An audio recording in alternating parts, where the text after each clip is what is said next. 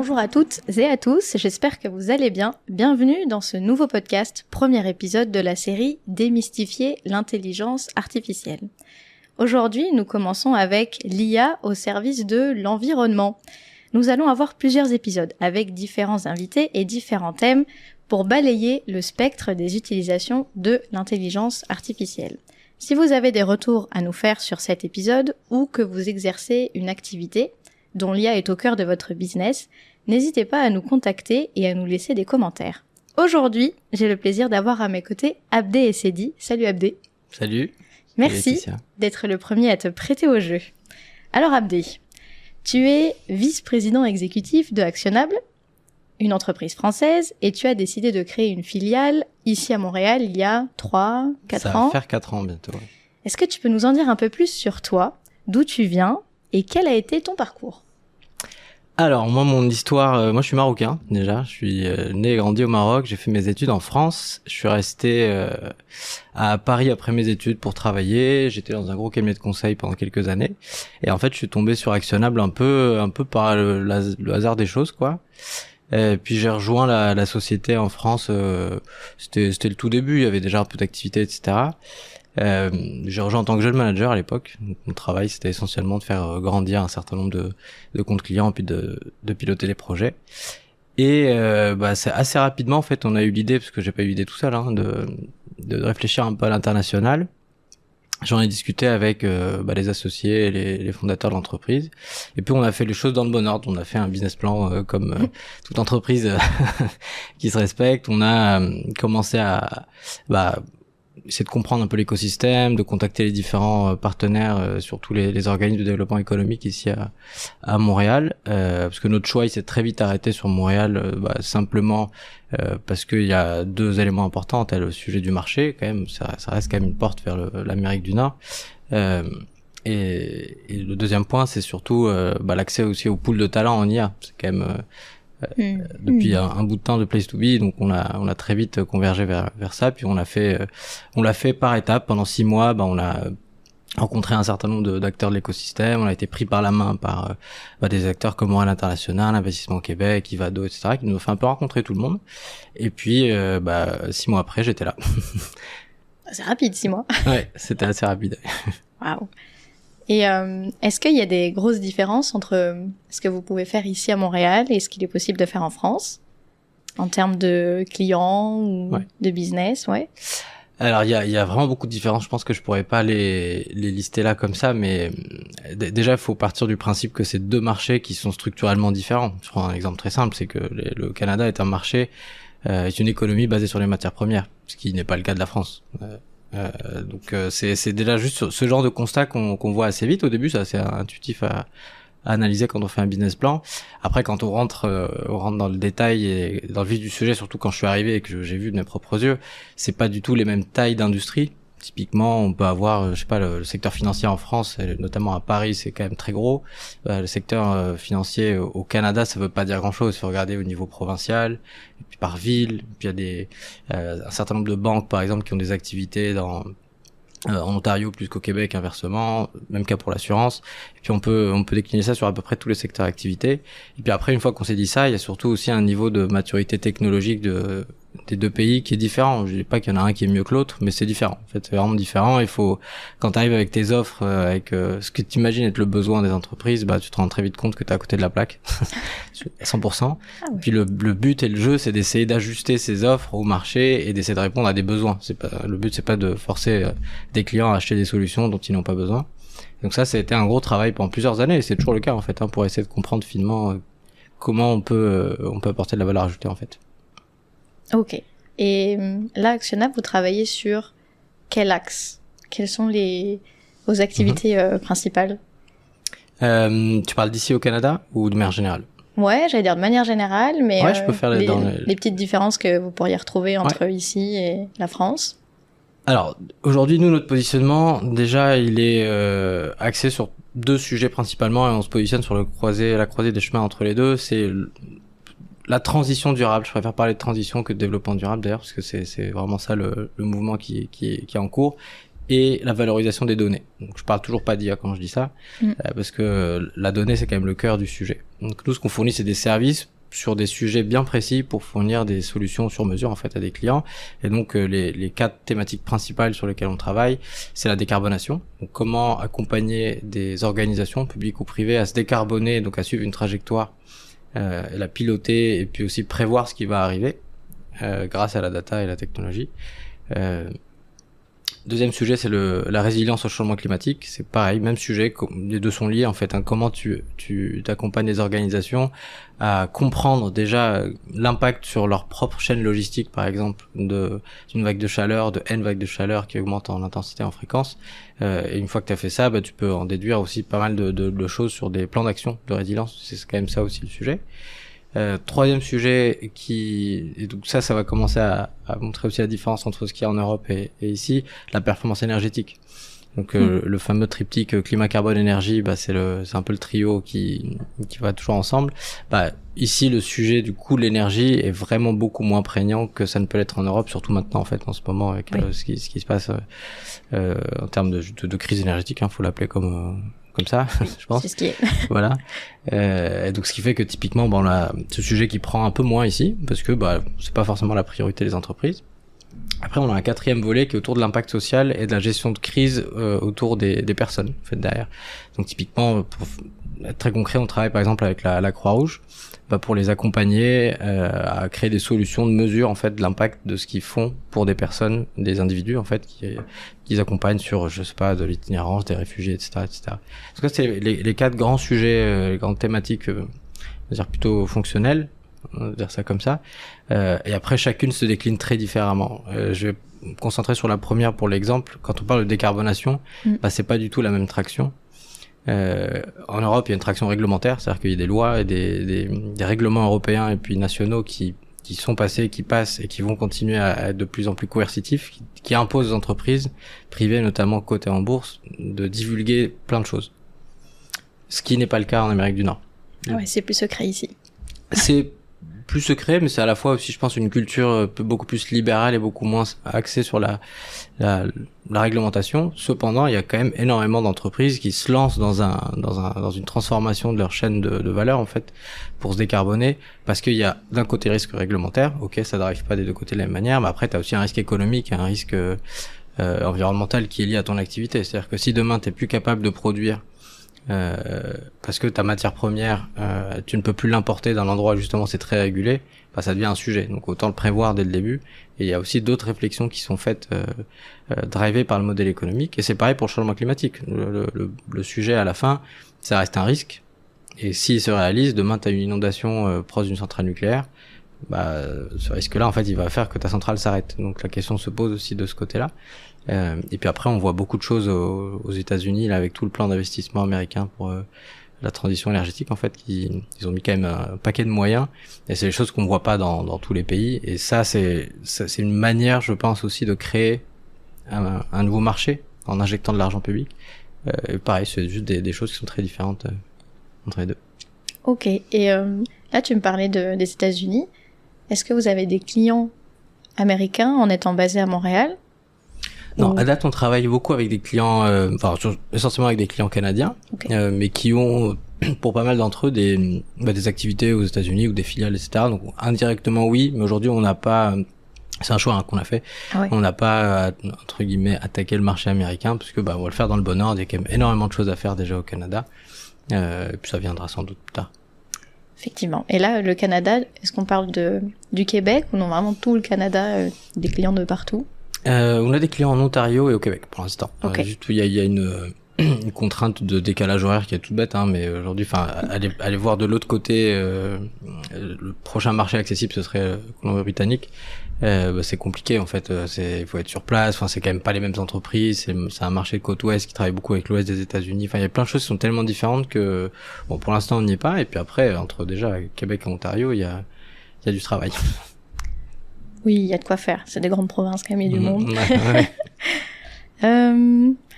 Un peu plus tôt, là, tu as parlé de mesurer l'impact du risque climatique.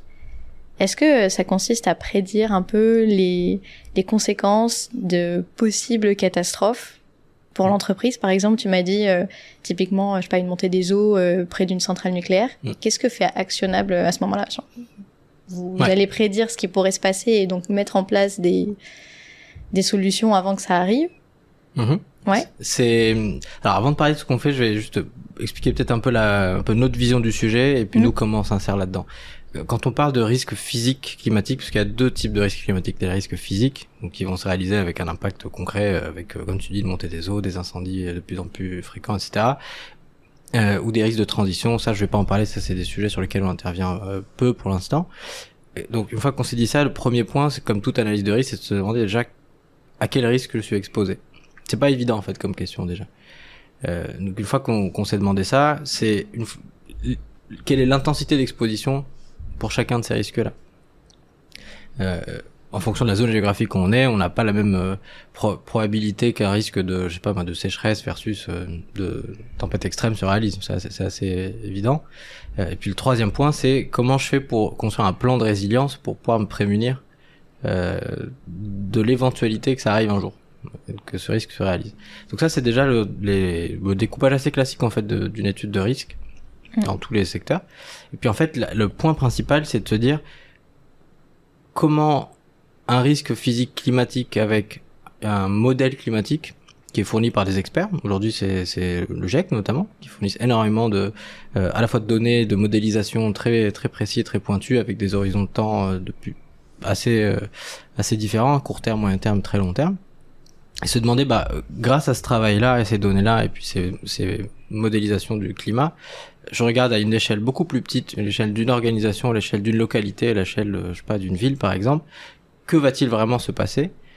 Donc ça, tu peux le faire sans regarder les entreprises ou les villes ou les organisations ou les gouvernements qui sont dans la zone géographique que tu regardes. Donc ça, c'est quelque chose que tu peux faire de manière complètement ad hoc. La grande complexité du sujet, c'est de prendre donc ces données qui sont des données externes, qui sont fournies par des tierces parties, prendre pour une organisation publique ou privée ses propres données en fait d'opération, et en mixant les deux, d'essayer de se dire comment l'un va influencer l'autre. C'est-à-dire que demain, j'ai un modèle qui me dit qu'il va y avoir des vagues de chaleur de plus en plus intenses à tel endroit. Si à tel endroit j'ai une centrale, une centrale hydraulique par exemple, je vais regarder sur ma capacité de production quel est l'impact. C'est ça le nerf de la guerre, c'est de dire quel est l'impact sur une métrique. Et c'est une fois qu'on s'est dit ça, c'est ça le sujet d'apprentissage et de machine learning qui peut apparaître, c'est de dire je vais essayer d'optimiser sous contrainte, ce qu'on appelle prédire derrière, ça reste l'optimisation sous contrainte souvent, une métrique face à une variation de paramètres extérieurs. Et donc ça c'est le premier point et c'est sur ça qu'on intervient en fait. Nous, notre premier volet d'expertise, c'est de te dire on va accompagner un client à déjà comprendre tous les risques auxquels il est exposé. Donc c'est un travail qui est très business consulting en fait, qui est pas technique plus que ça à ce moment-là.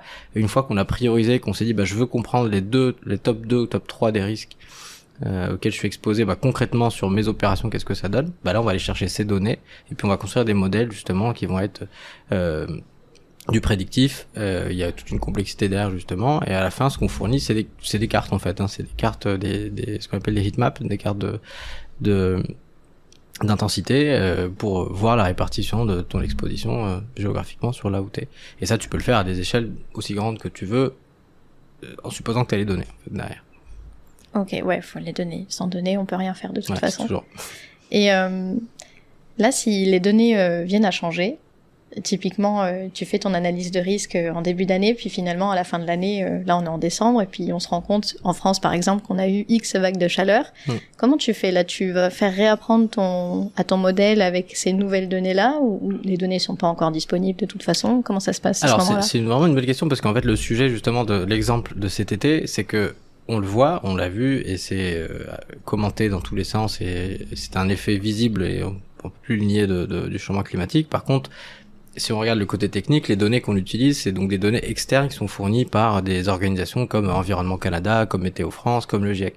En fait, nous, on va se baser que de ce qui sort de chez eux. C'est eux le tiers de confiance.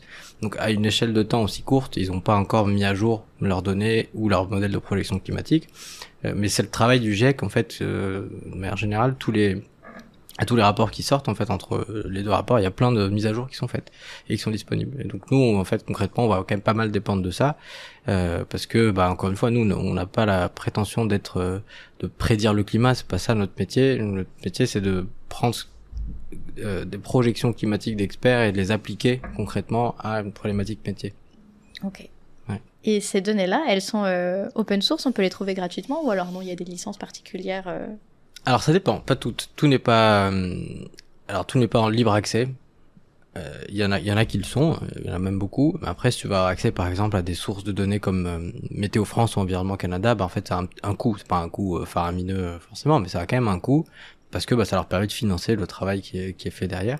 Et puis après, t'as un choix à faire. C'est-à-dire que c'est pas parce que c'est accessible en libre accès que c'est forcément de moins bonne qualité, etc. C'est là où se joue l'expertise. Et typiquement, nous, ce qu'on a fait avant d'arriver sur ce terrain de jeu du changement climatique, un des gros boulots qu'on a fait en R&D en interne, c'est justement de cartographier toutes les données qui existent, d'aller les chercher, de prendre des samples, de les stocker, de jouer avec. Et en fait, ça requiert vraiment une compétence particulière des data scientists qui doivent savoir manipuler des données géospatiales qui sont pas des données classiques. Et avec ça, nous, ce qu'on propose en fait dans l'ensemble de nos services, c'est d'avoir justement une mise à jour constante des différentes données, des différents modèles, etc. Et ça fait partie en fait du package. C'est-à-dire que le client, il a pas à se casser la tête s'il y a, 12-13 sources de données externes, sans parler des siennes sur un projet. Nous, on va lui garantir qu'il a accès aux dernières, modulo un coût en fait qu'on lui affiche dès le départ. Et comme ça, il y a pas d'enjeu. Ok. Et à aucun moment vous vous êtes dit que c'était intéressant pour vous peut-être d'aller créer ces données-là plutôt que d'aller les récupérer quelque part? Bon, ce serait beaucoup plus de travail finalement. Ce serait du travail, puis c'est pas notre métier en fait. Il y a aussi ça, c'est que nous, notre but c'est de pas réinventer la roue. On va se baser sur ce que savent faire des organisations qui font très bien. Et encore, je vais aller un peu plus loin juste pour le un peu ironique, mais on n'a pas la prétention aussi d'avoir l'expertise du GIEC. Enfin, il y a chacun son terrain de jeu, et donc eux, ils ont quand même bientôt 40 ans dans les pattes. Effectivement. C'est eux les experts. Nous, on va pas essayer de réinventer ce qu'ils font, jamais. Et c'est quoi les plus grosses difficultés qu'il y a à ce moment-là? Est-ce que ce serait de recouper toutes les informations des différentes sources et puis de faire votre pré-processing, et là c'est difficile, ça prend du temps ou... Ça prend énormément de temps, parce qu'en fait, il y a d'un côté, vu qu'on a fait entre guillemets nos devoirs de toutes les données externes, on les connaît, on les collecte régulièrement, on les met à jour, on sait les manipuler, c'est bien. Mais par contre, quand tu prends les données du client en face, c'est autre chose. Et c'est là où en fait, on rentre sur un projet data IA assez classique, de nettoyage de données, d'agrégation. En fait, c'est un très gros effort justement de pouvoir mixer les deux. Et c'est un prérequis à tout projet d'IA de manière générale. En termes de taille, là, ça correspond, on est sur combien de centaines de milliers de données si tu vas récupérer de ces 3 sources-là pour un client? De ces données à lui ou des données externes? Non, des données externes là, de Météo France. En fait, tout dépend du pas de temps et de la précision, de la surface géographique que tu cherches à couvrir. Plus tu veux être précis, plus tu veux être sur un pas de temps court, plus tu vas démultiplier tes données. Et surtout, je reviens ensuite sur un point que j'ai commencé à évoquer tout à l'heure, mais j'ai pas forcément conclu. Tout l'enjeu, c'est pas de prédire le climat, ni de prédire exactement l'impact sur ce qui va se passer sur une zone géographique. Ça, c'est vraiment prétentieux de dire ça. L'enjeu, c'est de fournir des éléments de prise de décision, donc avec des cartes, avec des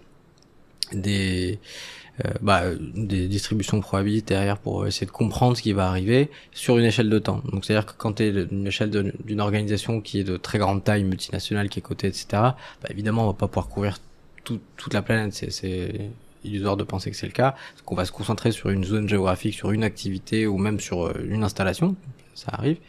Et donc une fois qu'on s'est dit ça, c'est de se dire c'est quoi le pas de temps qui sert au client, qui est utile en fait derrière. Ça sert à rien de faire des choses qui sont un pas de temps de 10 ans, je caricature, mais bon, à la fin, la personne qui va avoir les sorties de ses algorithmes entre les mains, lui ce qu'il veut c'est pouvoir prendre une décision à moyen terme, court terme idéalement. Donc moyen court terme, c'est à peu près combien? C'est court terme, c'est 1-2 ans. Okay. Moyen terme, on est plus autour de 5 ans. 5-10 ans si on les tire un peu. Il y a des gros changements. Non, là, vous, ce qui ressort des algorithmes, c'est des prises de décision pour maintenant, entre guillemets, pas du tout pour dans 10 ans. Aussi, ça pourrait être une demande d'un client. Si, ça peut être une demande. Okay. En fait, t'as deux niveaux. T'as un niveau prospectif, donc t'as des clients qui veulent vraiment voir le moyen et le long terme et qui se demandent, bah voilà, moi je veux comprendre sur à climat constant et activité constante, si on fait rien sur tel scénario du jet, que va-t-il se passer dans 10 ans sur la surface géographique que j'occupe.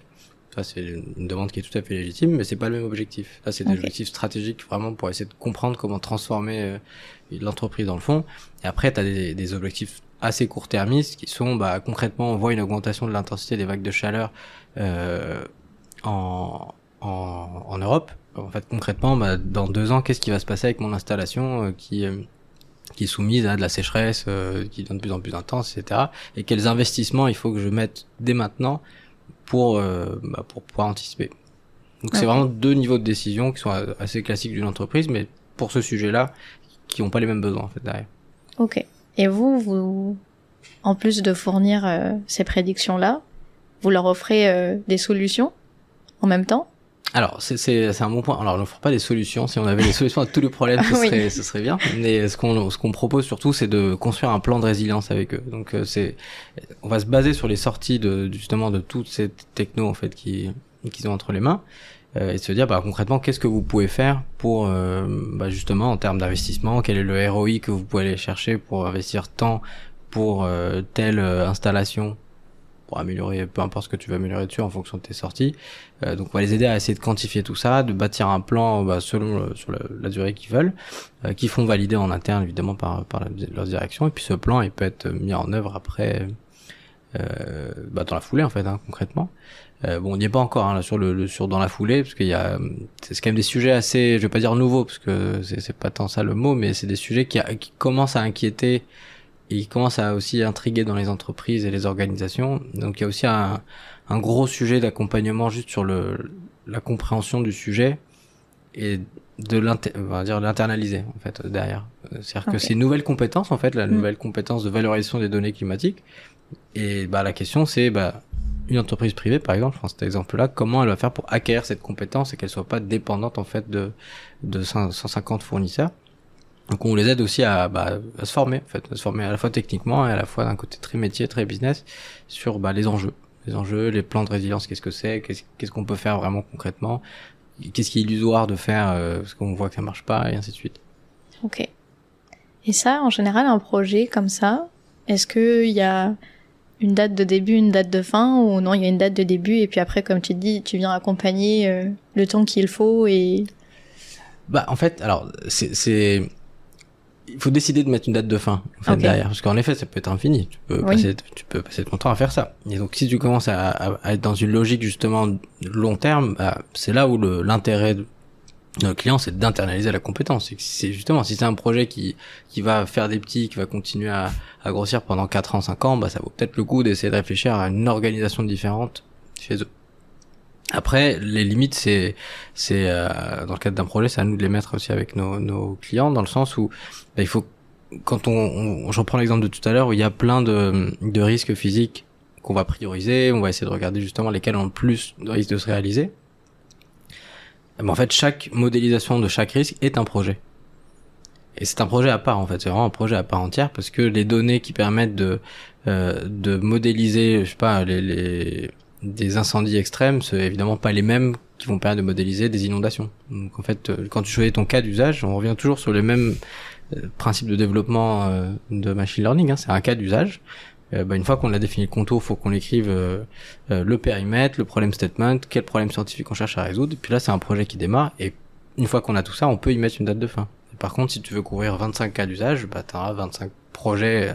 En théorie, évidemment, il y a plein de choses qui se mutualisent. Et puis après, l'accompagnement conseil avant et à la fin, pareil, ça c'est des choses qui se font, c'est des lots quoi, on va dire, c'est pas... Ok. Ouais. Et chaque secteur est très différent ou non, tout se recoupe un petit peu finalement? Non, chaque secteur est vraiment différent. Je vais donner 2 exemples qui sont des exemples justement qui sont très concrets chez nous. Ce sujet-là de risque climatique, il intéresse des gros manufacturiers, des gros industriels, parce que c'est eux qui ont les plus de chaînes logistiques en fait qui sont soumises à ce stress climatique, toute son intensité. Et puis après, t'as d'autres acteurs qui sont très différents, qui sont les assureurs. Évidemment, qui eux s'intéressent à ce sujet, parce que c'est aussi un sujet lié à leur modèle économique pur, en fait, hein, concrètement.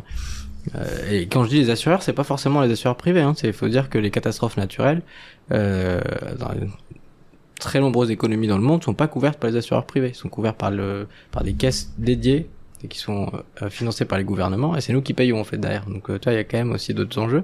Et là, on n'a pas du tout les mêmes façons d'aborder le projet. Ok. T'as un exemple de façon dont tu pourras aborder le projet entre l'un et l'autre? Si je reprends, je reprends l'exemple de tout à l'heure où je parlais par exemple d'une centrale hydroélectrique. Donc toi tu cherches à regarder l'impact de tel risque X, Y, Z sur la production d'électricité de cette centrale. En fait, donc tu as défini ta métrique de sortie et donc derrière tu bâtis tout le projet derrière. Ça c'est une problématique purement opérationnelle, purement physique.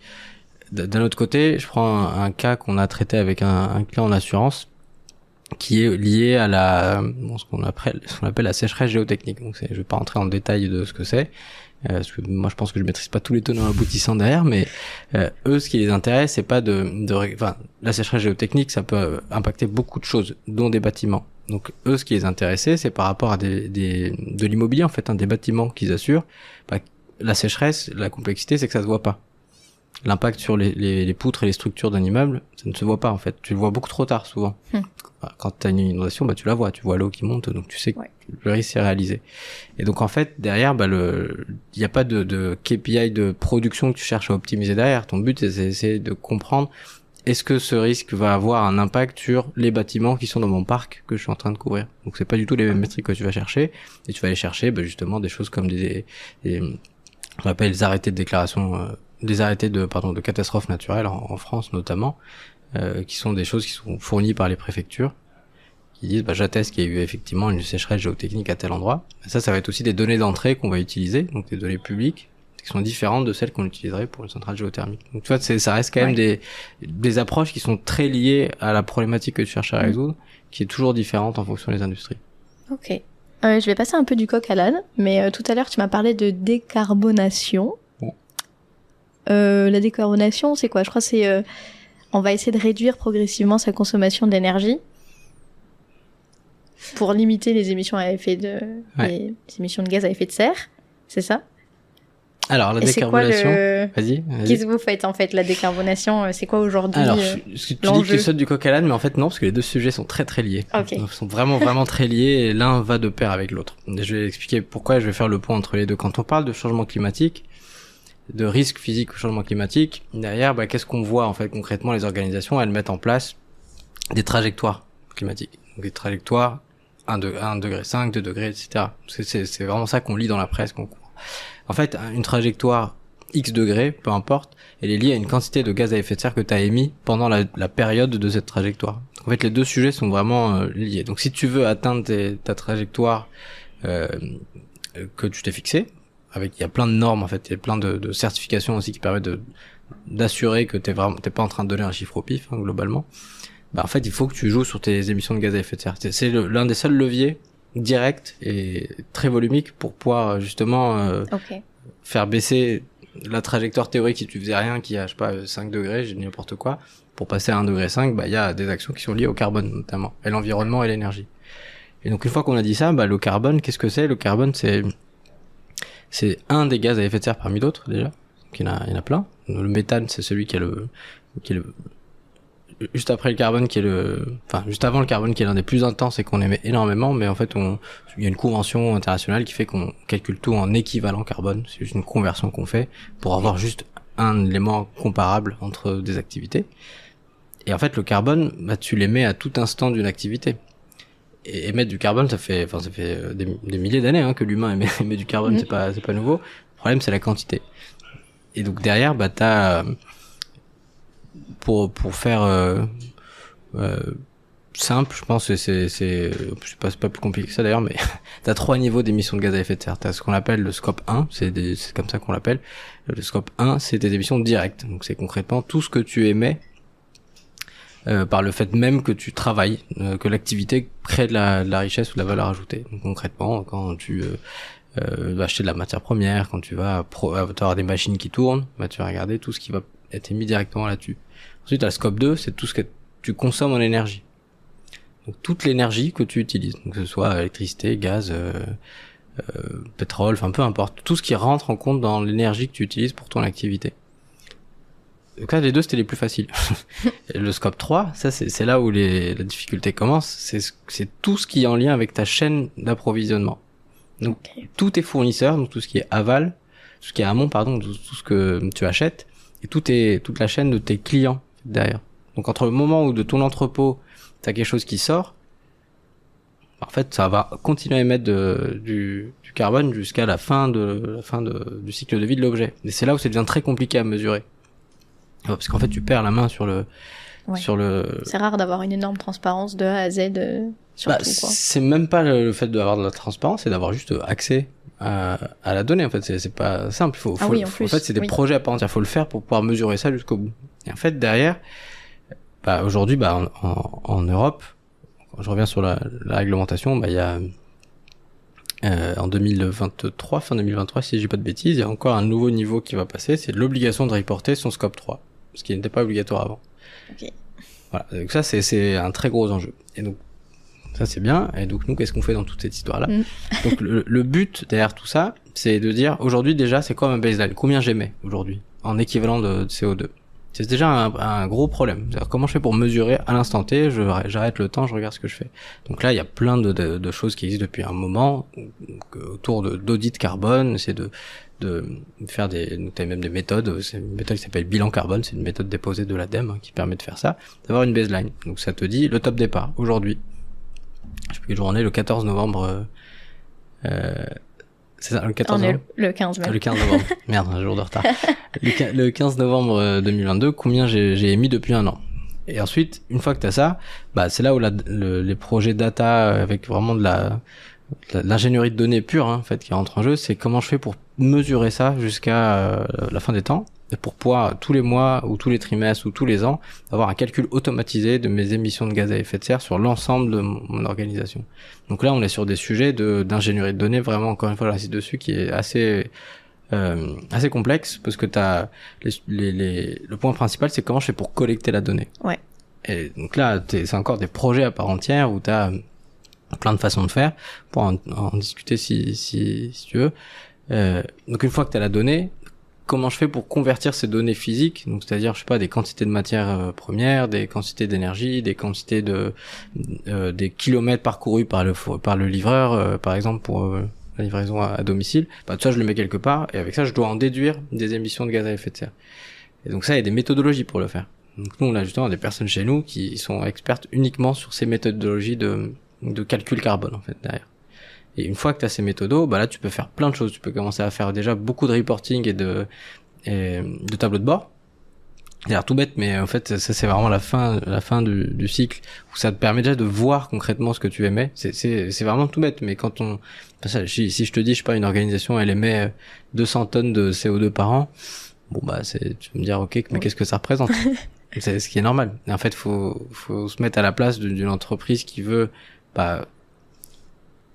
créer cette trajectoire de décarbonation. En fait, déjà, il faut qu'elle voit les volumes qu'elle émet, il faut qu'elle puisse les comparer avec d'autres industries, qu'elle puisse avoir un truc tangible. Donc ça, déjà, c'est un premier niveau qui demande déjà un gros investissement avant d'y arriver, et ça peut aller assez vite. Et une fois que tu as ça, tu constitues un historique de données. Et sur cet historique, quand on va commencer à parler de trajectoire, tu peux commencer à travailler sur du prédictif. Et travailler sur la projection, justement, de ta trajectoire climatique vis-à-vis de ton historique. Concrètement, demain, est-ce que je suis en ligne? Est-ce que je vais réussir à atteindre mon objectif 2030, 2040, 2050, peu importe, ou non? Donc encore, tu as un autre volet de projet qui apparaît. Et c'est là où on intervient également. Donc on a vraiment ces deux volets, très ingénierie, puis sciences des données derrière. Et puis après, comme sur l'accompagnement qu'on propose sur le changement climatique et la résilience au changement climatique, il y a tout un sujet d'aider nos clients à comprendre qu'est-ce qu'ils peuvent faire concrètement. Donc c'est bien de leur dire, voilà, vous avez émis 200 000 tonnes de CO2 cette année. Ça n'apporte pas de valeur de dire ça. Faut aussi proposer des solutions.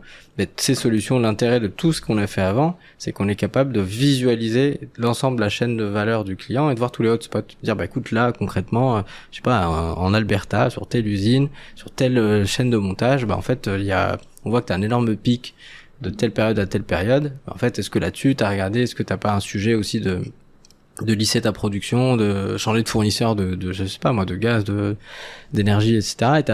Et en fait, t'as juste un moyen mesurable et un moyen concret de prendre des actions et de pas plus le faire à l'aveugle. Parce que concrètement, c'est ça le sujet. C'est comment on fait pour que les organisations puissent transformer mais pas à l'aveugle.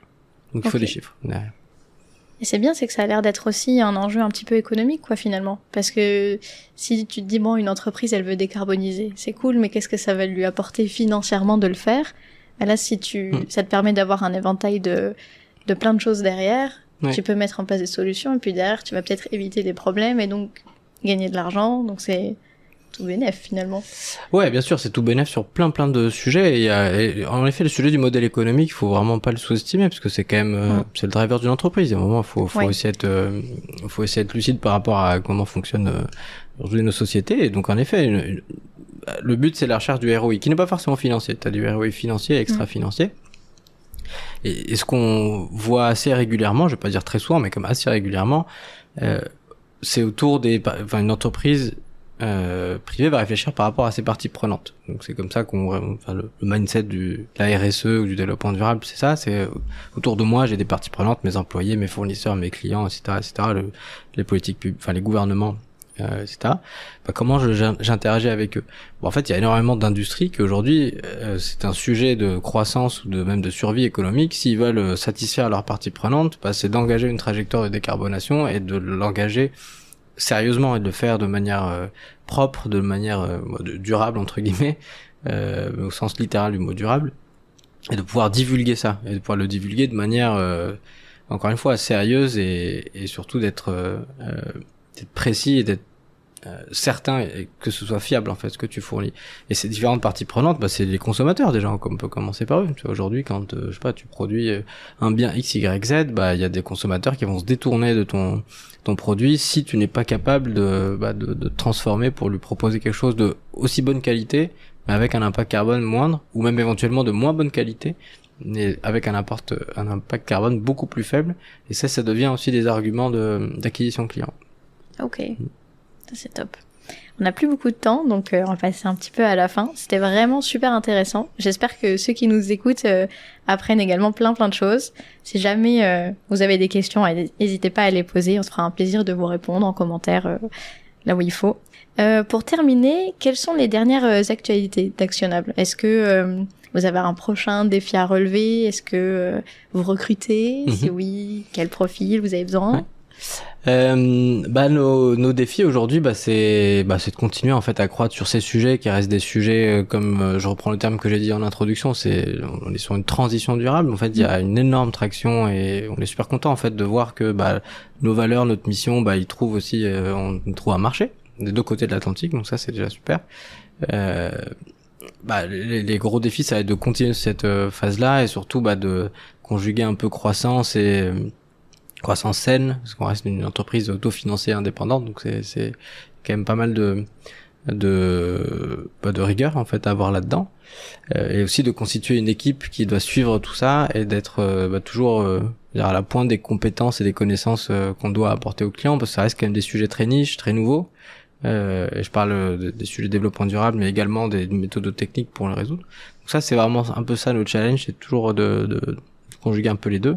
Et puis après, de faire croître nos équipes. On a plein de postes qui sont ouverts. Nous, aujourd'hui, nos profils, nos équipes, c'est à la fois des data engineers, des data scientists, des développeurs full stack, un peu moins. C'est un peu moins notre cœur de métier. Et puis on a énormément en fait de compétences très business, très orientées carbone, climat, qui sont pas des compétences techniques. Donc c'est des consultants en fait qui vont être qui travaillent pour des clients et qui vont les accompagner à réfléchir basé sur les solutions qu'on délivre.